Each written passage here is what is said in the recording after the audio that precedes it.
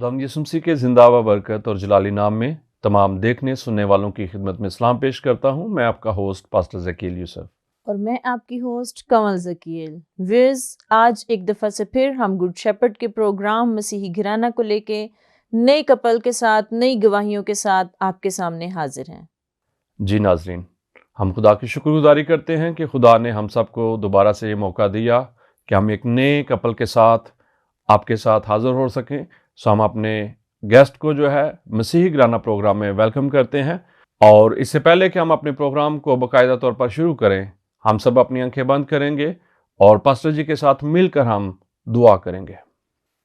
आइए हम अपने सर झुकाते हैं, आंखें बंद करते हैं और खुदा की शुक्रगुजारी करते हैं। बहरोबर के खालिक और मालिक, बुजुर्ग आसमानी बाप, आसमान तेरा तख्त है और ये ज़मीन तेरे पाँव की चौकी है, और हम तेरे पाक बेटे अपने मुनज्जी, अपने बादशाह यीशु मसीह नासरी के नाम से तेरे कदमों में फराहम हुए हैं। शुक्रगुजारी करते हैं इस सारे वक्त के लिए, इस प्रेमिसेस के लिए, इस सेटअप के लिए, इस सारी टीम के लिए हम शुक्रगुजारी करते हैं और तेरे नाम को जलाल देते हैं, तेरे नाम को धन्यवाद कहते हैं। और लश्करों के खुदा, इस जगह पर इस सारे प्रोग्राम के शुरू से लेकर आखिर तक तेरी हजूरी को मांग लेते हैं और दुआ मांगते हैं कि तेरा हाथ, जो कुदरत वाला हाथ है, इस जगह पर बढ़ जाए और आज का ये सारा प्रोग्राम, आज की ये सारी फेलोशिप, आज की सारी गुफ्तगू तेरे पाक नाम के वसीला से बहुत ज्यादा बाबरकत हो। और प्रोग्राम को शुरू से लेकर आखिर तक तेरे बेटे यीशु मसीह नासरी के खून में छिपाते हैं और तेरी बरकत चाहते हैं। आसमान के खुदा फक्त मिन्नत करते हैं कि होस्ट करने वालों को, सारी टीम को खुदावंद, और इनके होंठों को यीशु के लहू से मसा कर दे। हम में से हर एक के होंठों को, जुबान को, आंखों को, कानों को, जिंदगियों को बर्रा के लहू से मसा कर दे और ये जगह और ये प्रोग्राम तेरे बेटे यीशु के खून के वसीला से मुबारक ठहरे और तेरे नाम को जलाल मिलता चला जाए। यीशु मसीह नासरी के नाम से ये सब कुछ मांगते और पा लेते हैं। आमीन आमीन प्रेज़ द लॉर्ड। आमीन। जी नाजरीन, हम खुदा की शुक्रगुजारी करते हैं इस प्रोग्राम के लिए, और मैं ईमान रखता हूं कि मसीही घराना प्रोग्राम जो है वो आपके लिए, आपके ख़ानदान के लिए बरकत का बायस बनेगा। आए आज इस प्रोग्राम की जो मरकज़ी आयत है हम उसको अपने लिए तिलावत करते हैं। पुराने अहदनामा में से यशवा की किताब, उसका 24वां बाब और उसकी 15वीं आयत खुदा के कलाम में से हम अपनी रहनुमाई के लिए जो है वो तिलावत सुनेंगे।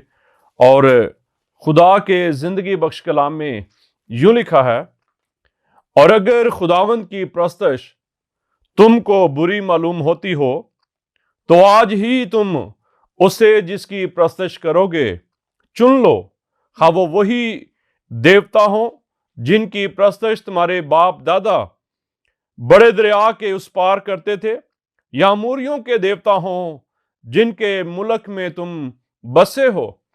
अब रही मेरी और मेरे घराने की बात, सो हम तो खुदावंद की प्रस्तश करेंगे। खुदा के पाकलम पढ़े सुने समझने के वसीला से हम सबको बरकत मिले। मेरे अज़ीज़ों, हम सब जानते हैं कि यहाँ पर खुदा का बंदा इस बात को बयान करता है और कहता है कि अब रही मेरी और मेरे घराने की बात, सो हम तो खुदावंद ही की प्रस्तश करेंगे।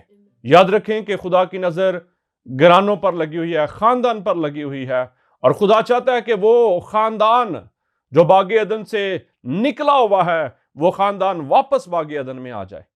सो हम खुदा की शुक्रगुजारी करते हैं कि जिसने आज हमें ये तौफीक दी है कि हम फिर से मिलकर मसीही घराने पर जो है वो बातचीत कर सके। खुदावंद आप लोगों को बरकत दे और इस प्रोग्राम को आप ज़रूर देखते रहिएगा। हमारे जो मेहमान हैं, हम उनकी ज़बानी जो है उनका तारफ़ जो है वो सुनना चाहेंगे। जी पास्टर जी, मैं चाहता हूं कि हमारे जो नाजरीन हैं आप उनको अपना तारफ़ करवाएं। जी, सबसे पहले तो मैं खुदा बाप का, खुदा बेटे का, खुदा रूहुल कुद्स का बेहद मशकूर हूँ। आज के इस प्रिविलेज के लिए, इस प्लेटफॉर्म के लिए। और इसके बाद मैं आपका और इस सारी गुड शेपर्ड टेलीविज़न की सारी टीम का, बिशप साहिब का बेहद मशकूर हूँ कि आप लोगों ने अपॉर्चुनिटी दी कि हम यहाँ पर आ सके और आपके साथ खुदा की हजूरी में कुछ वक्त के लिए बैठ सके। तो मेरा नाम पास्टर आज़म वारिस है। मैं असेंबलीज ऑफ गॉड चर्च सनम चौक खन्नापुल इस्लामाबाद में बतौर इंचार्ज पासबान खिदमत कर रहा हूँ। गॉड ब्लेस यू पास्टर साहब। इसी तरह से हम सिस्टर जी से भी जानेंगे। जी सिस्टर जी, आप भी व्यूअर्स को अपना नाम बताएं और ये बताएं कि आपके कितने बच्चे हैं। मसीह में आप सबकी सलामती हो। और मेरा नाम मिसेस आज़म वारिस है और मैं खुदा का शुक्र अदा करती हूँ कि मुझे पिछले ही कुछ महीनों पहले खुदा ने मुझे खूबसूरत बेटा दिया है और मैं खुदा का बहुत शुक्र अदा करती हूँ। जी ज़बरदस्त। व्यूअर्स, आप लोगों ने इस खूबसूरत ख़ानदान का तारफ़ सुना। अभी मैं चाहती हूँ कि आप इस प्रोग्राम को आखिर तक देखिएगा और इनकी बाबरकत बातों से और गवाहियों से बरकत को रिसीव कीजिएगा। पास्टर जी, मैं आपसे ये पूछना चाहता हूँ कि आपने कब और कैसे खुदावंद यीशु मसीह को अपना शख्सी निजात दहिंदा कबूल किया है? तो जब मैंने हाई स्कूल पास किया सांगला हिल से, तो मैं गिलगित चला गया अपनी छुट्टियां गुजारने के लिए। तो गिलगित में चूंकि तब भी और अब भी एक बहुत ज़बरदस्त चर्च फेलोशिप है, FGA का चर्च है, पादरी सजाद सहोत्रा वहाँ पर खिदमत कर रहे हैं। तो एक शाम मैं उनके साथ उन्हीं के घर में बैठा हुआ था और मैं गीत गा रहा था, हवा च उड़ जाना है यस्सू ने जदों आना है। तो उसी दौरान गाते हुए खुदा के खादम ने, पास्टर सजाद ने मुझे कहा कि हवा में वो लोग उड़ेंगे जिनकी कोई तैयारी होती है, तो तूने कोई तैयारी की है? तो मैंने कहा ये मतलब ये क्या तैयारी है, कैसे मतलब इसको किया जा सकता है? तो उसी असना उन्होंने मुझे बताया कि तौबा की जाती है, गुनाहों का इकरार किया जाता है और बपतिस्मा लिया जाता है। और फिर मैंने 2005 ही में नवंबर के महीने में गिलगित का जो दरिया है, बहुत ठंड होती है, लेकिन मैंने उसी महीने में वहां पर पानी का बपतिस्मा लिया और मैंने हाथ उठाकर यीशु मसीह को अपना शख्सी निजात दहिंदा, खुदावंद और मुनज्जी कबूल किया। तो ये है मेरा यीशु मसीह के पास आने का वाकया, तारीख या हिस्ट्री। ज़बरदस्त। व्यूअर्स, आप लोगों ने सुना कि खुदावंद के खादम ने बताया कि गीत गाते हुए खुदा के पाक रूह ने इनको टच किया और इन्होंने फील किया कि मुझे बपतिस्मा लेने की ज़रूरत है। हम शुक्रगुजारी करते हैं खुदावंद के खादम की इस अच्छी गवाही के लिए। इसी तरह से हम सिस्टर जी से भी जानेंगे। जी सिस्टर जी, आप भी व्यूअर्स को बताएं कि आपने कब और कैसे यीशु मसीह को अपना शख्सी निजात दहिंदा कबूल किया। जी, हमारे चर्च में ईद पेंतिकोस्त का जिस दिन था, तो उन्होंने ऑल्टर कॉल दी कि ब्लेसिंग के लिए आप सामने स्टेज के पास आ जाए।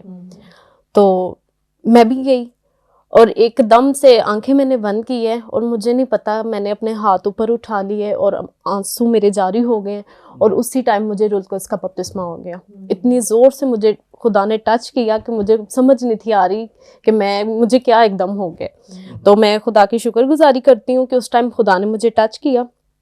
और नेक्स्ट ईयर जैसे ही बपतिस्मे स्टार्ट हुए तो मैंने 13 साल की उम्र की थी मैं, और तब मैंने यीशु को अपना शख्सी निजात दहिंदा कबूल किया। God bless you. और नाज़रीन, आपने देखा कि आज के जो हमारा ख़ानदान गेस्ट है, अपनी उनकी गवाही सुनी कि किस तरह से उन्होंने खुदावंद यीशु मसीह को अपना शख्सी निजात दहिंदा जो है वो कबूल किया है। और चूंकि पास्टर जी हमारा प्रोग्राम जो है उसका नाम मसीही घराना है, और हम ख़ानदान पे जो है वो बातचीत करते हैं और ये देखते हैं कि किस तरह से ख़ानदान जो है वो मसीही बन सकते हैं। और चूंकि हम इस सोसाइटी में रहते हैं और आज के दौर में हम देखते हैं कि बड़े ख़ानदानों के अंदर, घरानों के अंदर लड़ाई झगड़े जो है वो आम हुए हैं। और फिर ये बात भी सामने आई है कि ख़ानदानों के अंदर ना सिर्फ लड़ाई झगड़े होते हैं बल्कि तलाक तक जो है वो बात चली जाती है जी। तो मैं चाहता हूं कि पास्टर जी आप बताएं कि इसके पीछे रीज़न क्या है, क्यों ये ख़ानदानों के अंदर लड़ाई झगड़े पैदा होते हैं, क्यों तलाक तक जो है वो नौबत आती है। हालांकि हम बाइबल मुकद्दस को जब पढ़ते हैं तो हमें ये जिक्र मिलता है कि खुदा कहता है कि मैं तलाक से बेजार हूं। तो मैं चाहता हूं कि ज़रूर आप जो व्यूवर हैं आप उन्हें बताएं कि इसके पीछे क्या रीज़न है। मैं एक बहुत मशहूर कहावत है, hmm, a family that prays together stays together. एक Yes. खानदान, एक घराना, फैमिली, हाउस होल्ड जो इकट्ठे मिलकर दुआ कर सकते हैं, वो मिलके रह भी सकते वो मिलकर रह भी सकते हैं, गुजारा भी कर सकते हैं। हैं। आमीन। तो मैं इससे पहले कि खुदा के कलाम में से कोई बात करूं, हम्म, मैं ये बताना चाहूँगा कि क्योंकि हम में लैक ऑफ प्रेयर है, दुआ की कमी है, हमारे प्यालों में दुआ होती ही नहीं, हमारे जो दुआ के प्याले हैं वो हमेशा खाली ही रहते हैं। इसलिए ये सब कुछ होता है।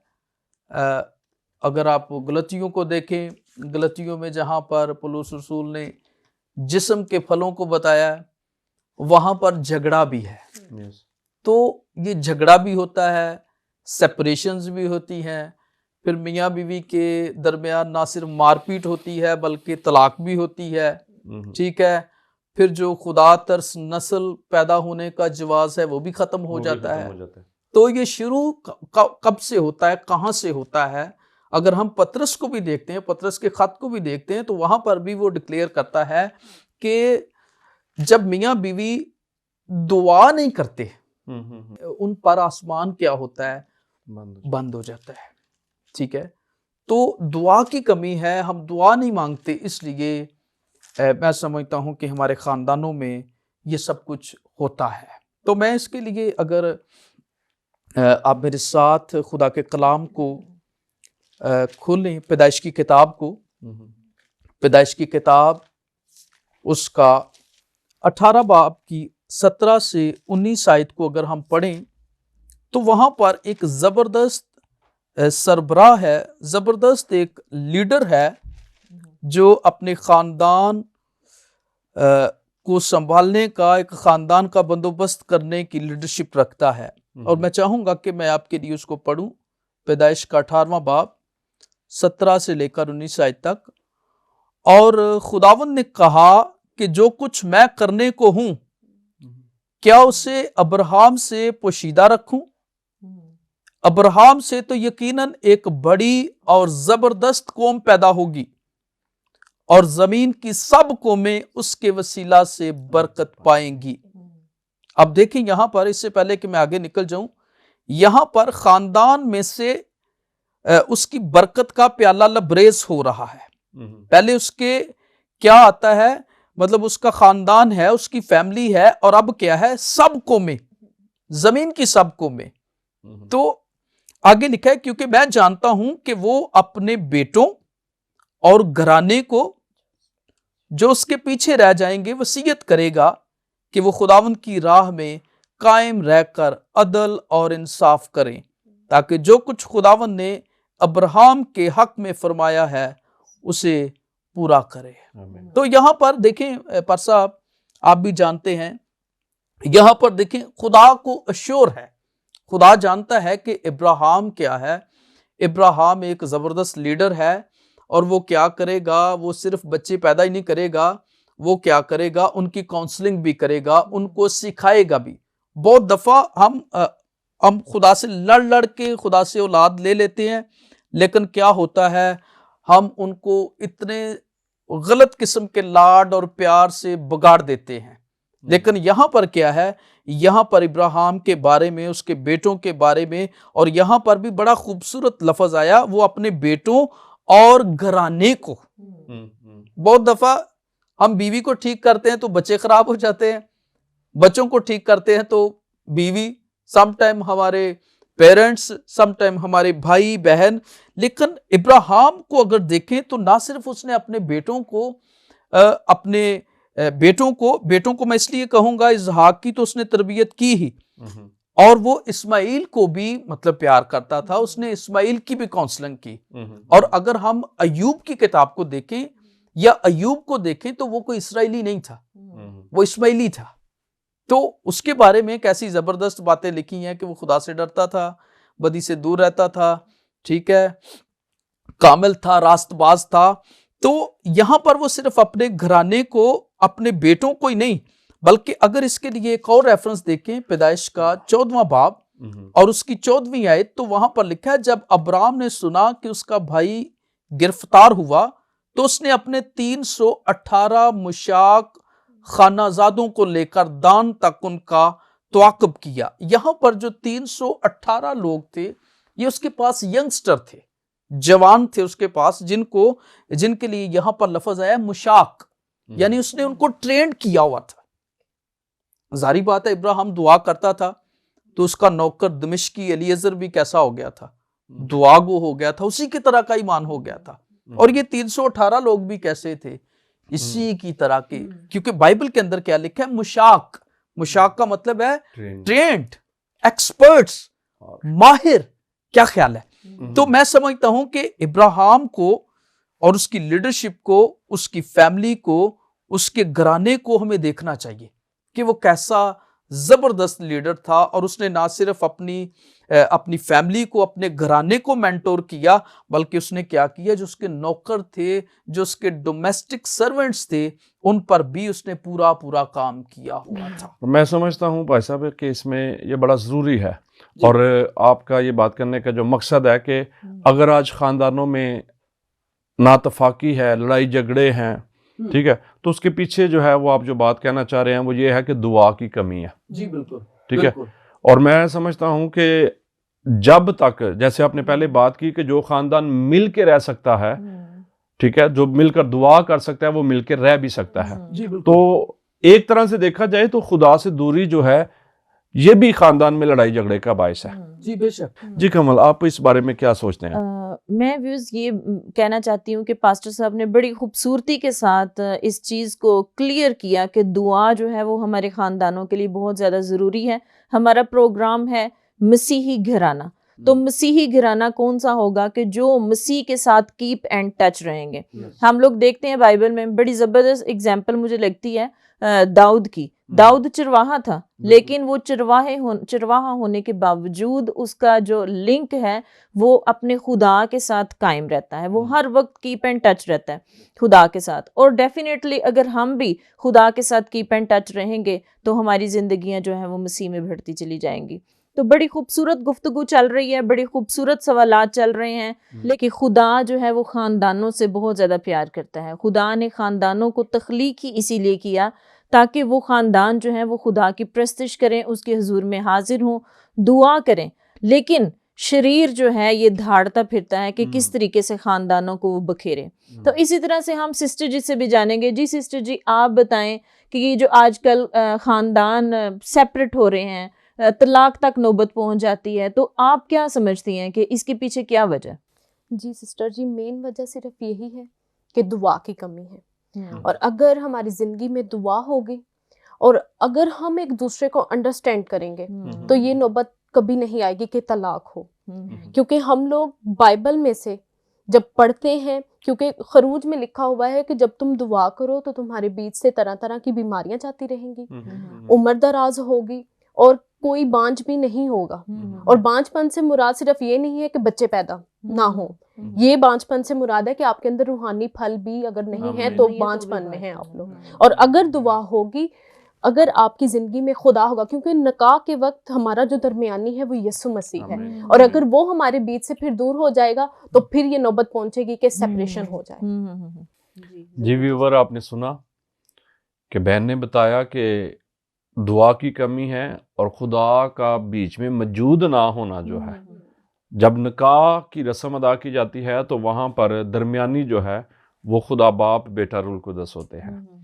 और जब आपकी ज़िंदगियों के अंदर खुदा मौजूद नहीं होगा तो फिर आप ये जान ले कि सेपरेशन तक भी नौबत जाएगी, तलाक तक भी नौबत जाएगी और लड़ाई झगड़े जो हैं वो भी पैदा होंगे। सो हम ये सीखते हैं कि खुदा को हमारे दरमियान में होना बड़ा ज़रूरी है, हमारे अंदर होना जो है ये बड़ा ज़रूरी है। और अगर आप चाहते हैं कि आपका ख़ानदान जो है वो कायम रहे, अगर आप चाहते हैं कि आपके ख़ानदान में मियाँ बीवी में मोहब्बत जो है वो कायम रहे, तो फिर इस बात को याद रखें कि आपने दुआ भी करनी है, आपने खुदा के कलाम को भी पढ़ना भी है, सुनना भी है, ताकि आपकी दुआएं जो हैं वो रुके ना। और आपकी फेलोशिप जो खुदा के साथ है उसका होना जो है वो बड़ा ज़रूरी है। पास्टर जी, मैं कभी कभी इस बात पे सोचता हूँ, हम ये देखते हैं कि ख़ानदान लोग जो है वो बड़े खुश होते हैं जब उनको खुदा औलाद जैसी बरकत देता है, और वो इस बात से खुश होते हैं कि और खुदा की शुक्रगुजारी भी कहीं करते हैं कि खुदा ने हमें ये औलाद दी है। कलाम में लिखा हुआ है कि औलाद खुदा की तरफ से मिरास है, ठीक है। लेकिन ऐसा भी देखा गया है कि बच्चे जब बड़े हो जाते हैं तो अपने पेरेंट्स के नाफरमान हो जाते हैं, वो खुदा से भी दूर होते हैं। तो इस बारे में आप क्या कहेंगे? मैं तो मतलब बाइबल के अंदर से अगर देखें तो पैदाइश की किताब ही को देखें तो जो बच्चे हैं वो कॉपियर होते हैं, कॉपी करते हैं जो कुछ बड़े कर रहे होते हैं खानदान में। अगर हम देखें पैदाइश के चौथे बाब को तो वहां पर काइन और हाबिल दोनों कुर्बानी कर रहे हैं। अब बंदा सोचे, ना तब कोई चर्च है, ना तब कोई पास्टर है, कुछ भी नहीं है। ये कॉन्सेप्ट उनके पास कहां से आया? ये कॉन्सेप्ट कहां से आता है? यकीनी बात है कि उन्होंने अपने बाप को, अपनी माँ को कहीं ना कहीं देखा है, तो उन्होंने उसको अडॉप्ट किया है।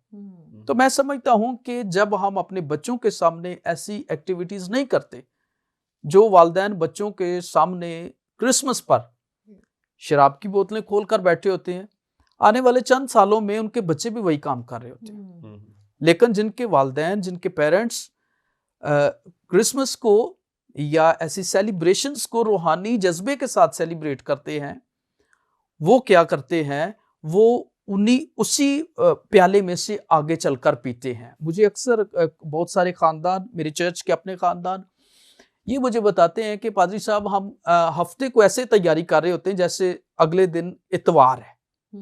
तो जब खानदानों में कुछ इस तरह का माहौल होगा तो मैं समझता हूं कि बच्चे खुदा के पास जाएंगे। और आज भी अगर यहूदी हिस्ट्री को पढ़ा जाए, उनके लिटरेचर को पढ़ा जाए, तो जो यहूदी सरबराह होता था या है, वो अपने खानदान को ऐसे पकड़कर अपने बाजुओं के नीचे छुपा कर क्या करता है? हैकल में दाखिल होता है। हमारे ये कॉन्सेप्ट नहीं है बिल्कुल भी। हालांकि ये हुक्म है इस्तिस्ना में, अगर देखें तो जैसे पहले भी हम बात कर रहे थे कि खुदा ने हुक्म दिया है कि क्या करना है, तूने अपने बच्चों के दिलों पर उसको क्या करना है? नक्श करना है, जो खुदा ने तुझे अहकाम दिए हैं। अगर अमसाल को देखें तो वहां पर भी खुदा का हुक्म है उस किताब के अंदर कि अपने बच्चे की क्या कर, उस राह पर तरबियत कर जिस पर वो बूढ़ा होकर भी क्या हो, मतलब उसको वापस ना मुड़ जाए या भूल ना जाए।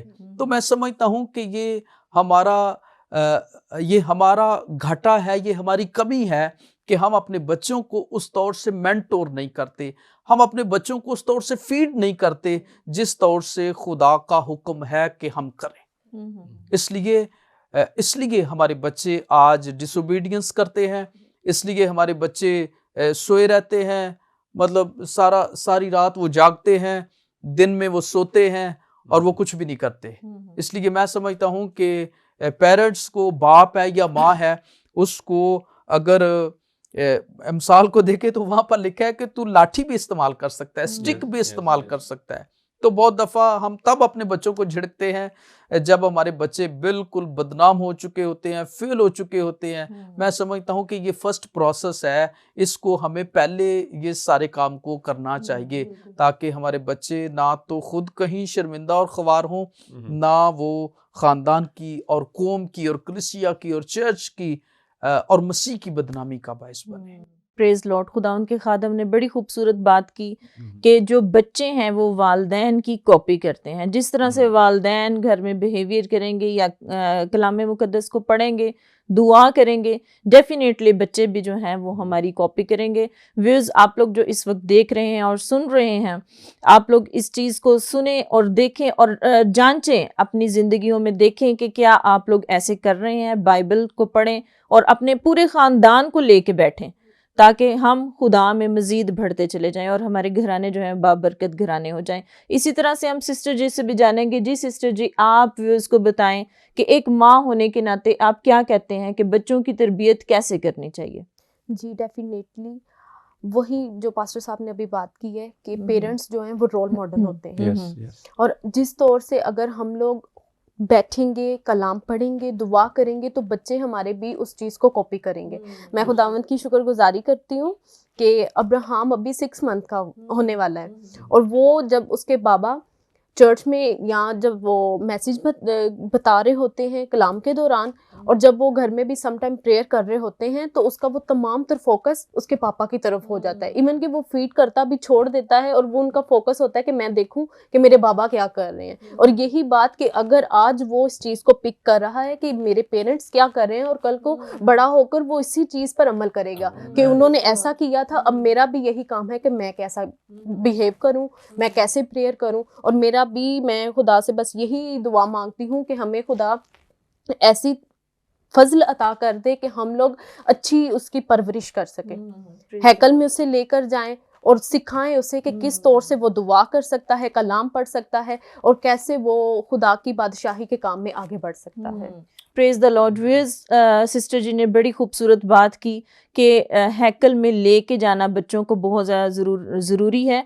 कलाम मुक़द्दस में हम पढ़ते हैं कि लिखा है कि बच्चों को मेरे पास आने दो, इन्हें मना ना करो। मतलब बच्चों को, पेरेंट्स को चाहिए कि वो बच्चों को खुदा के पास लेके आए। समटाइम्स ऐसे होता है कि पेरेंट्स जो हैं वो बच्चों को इसलिए चर्च में नहीं लेके जाते कि बच्चे जो हैं वहाँ पर शोर करते हैं, या हमें प्रस्तिश इंजॉय नहीं करने देते, हमें कलाम नहीं सुनने देते। लेकिन आप लोग ये चीज़ को अपने ज़हन में बिठा लें कि बच्चे बेशक बच्चे हैं, लेकिन उनकी रूह पूरी है, वो मुकम्मल फुली तौर पर जो है वो अटेंशन लेते हैं कि क्या कुछ चर्च में हो रहा है। मैं अपनी बात करूं अगर, तो हमारा सबसे छोटा जो बेटा है वो 4.5 ईयर्स का है, और वो बिल्कुल अपने पापा की कॉपी करता है, प्रस्तिश करता है, और मतलब जिस तरीके से ये चर्च में करते हैं उसी तरह से वो जो है वो करता है। तो बच्चे जो हैं वो पेरेंट्स को पिक करते हैं। पास्टर जी, आखिर में आप हमारे जो व्यूवर हैं उनको क्या मैसेज देना चाहते हैं कि वो किस तरह से एक मसीही घराना जो है वो बन सकते हैं? आप जो मसीही घराने की बात कर रहे हैं, और मैं चाहूँगा कि मैं मसीही घराने को, कि हमारा घराना कैसा होना चाहिए, तो इससे ज़बरदस्त मिसाल तो और कोई नहीं मिलती जैसे जिसको आपने सबसे पहले तिलावत की है। और मैं चाहूँगा कि अगर हम उसी को दोबारा से मैं एक दफ़ा फिर से पढ़ दूँ, क्योंकि वो आयत मेरी आइडियल आयत है, यशवा 24 और उसकी 15वीं आयत। मैं चाहूँगा कि उसको मैं एक बार फिर से आपके लिए पढ़ दूँ। और अगर खुदावंद की प्रस्तश तुमको बुरी मालूम होती हो, तो आज ही तुम उसे जिसकी प्रस्तश करोगे चुन लो, खा वो वही देवता हों जिनकी प्रस्तश तुम्हारे बाप दादा बड़े दरिया के उस पार करते थे, या अमूरियों के देवता हों जिनके मुल्क में तुम बसे हो। अब रही मेरी और मेरे घराने की बात, सो हम तो खुदावंद ही की प्रस्तश करेंगे। मैं समझता हूं कि वो घराना जो खुदावंद की प्रस्तश करता है, जो खुदावंद की इबादत करता है, जो खुदावंद से डरता है, जो खुदावंद को खुश रखने के लिए, खुश करने के लिए कुर्बानियां करता है, मैं समझता हूं कि वो घराना कभी भी लानत के नीचे नहीं आ सकता। वो घराना, वो खानदान हमेशा हमेशा कायम दायम रहता है। और हमें इस बात को हमेशा याद रखना चाहिए कि खुदा ने हमें बनाया ही इसीलिए कि हम उसकी प्रस्तश करें। और हमें याद होना चाहिए कि खुदा का जो सबसे पहला प्रोजेक्ट था, खुदा ने जो बाग एदन में इतना बड़ा प्रोजेक्ट लगाया, वो किसके लिए लगाया था? वो सिर्फ एक खानदान के लिए लगाया था। और किसी ने बड़ी खूब बात की है, आखिर में मैं इस बात को आपके साथ शेयर करूंगा। किसी ने कहा कि खुदा ने गुनाह के बायस आदम और हवा को बाग एदन से तो निकाल दिया, लेकिन खुदा ने उन्हें अपने दिल से नहीं निकाला था। और आज भी हम उसके दिल में हैं। उसके बेटे यीशु की हथेली में हमारी सूरतें, हमारी शबीहात खुदी हुई हैं। और मैं समझता हूं कि हमें उसकी प्रस्तश करनी चाहिए, उसको जलाल देना चाहिए, उसकी सताइश करनी चाहिए। ज़बरदस्त व्यूज़, बड़ा खूबसूरत सवालात का सिलसिला जा रहा है। खुदा उनके खादम की इस अच्छे मैसेज के लिए हम शुक्रगुजारी करते हैं कि हमें उसकी प्रस्तश करना ज़रूरी है, और ख़ानदानों को खुदावंद की हुजूरी में आने की ज़रूरत है। हम शुक्रगुजारी करते हैं खुदावंद के खादम की इस अच्छी बाबरकत बातों के लिए हम शुक्रगुजारी करते हैं। लेकिन अभी हम इस प्रोग्राम के इख्तिताम की तरफ बढ़ रहे हैं, तो अभी मैं चाहूँगी कि हम खुदावंद के खादम पास्टर ज़कीएल के साथ मिलकर इन तमाम देखने वालों के लिए और सुनने वालों के लिए दुआ करें, ताकि इनके घराने जो है वो बाबरकत घराने बन जाए, इनके घरानों में खुशहालियाँ आएँ और हर तरह की मुफलसी इनके ख़ानदानों में से दूर हो जाए। आमीन आमीन। आए हम सब अपनी आंखें बंद करें, अपने सरों को जिंदा खुदा की दुरी में झुकाते हैं। हम खादमीन जो यहाँ पर मौजूद हैं आपके लिए खुदा की दुरी में दुआ मांगने लगे हैं, और मैं चाहता हूँ कि आप जो इस प्रोग्राम को देख रहे हैं, सुन रहे हैं, आप भी बड़े ईमान के साथ अपनी आंखें बंद करें। अगर आपके ख़ानदान के अंदर प्रॉब्लम्स हैं, लड़ाई झगड़े चल रहे हैं, तो हम खुदा के खादमीन आज आपके लिए दुआ मांगने लगे हैं। कादर मुतलक आसमानी बाप, आपके बेटे यीशु मसीह के नाम में रूहुल कुदस के वसीला से हम तेरे खादमीन मिलकर खुदा इन घरानों के लिए जो इस मसीही घराना प्रोग्राम को देख रहे हैं, हम तेरे खादम होते हुए यीशु के नाम से इन घरानों को बरकत की दुआ देते हैं, सलामती की दुआ देते हैं, मोहब्बत की दुआ देते हैं। और खुदा ये घराने आपस में खुदावंद यगानगत के साथ रहे, हर तरह की बीमारियां यीशु के नाम से खानदानों में जाती रहें। और खुदा हम तेरे खादम होते हुए दुआ मांगते हैं इनके बच्चों के लिए कि खुदावंद ये बच्चे अपने माँ बाप की फमा बरदारी में रहे,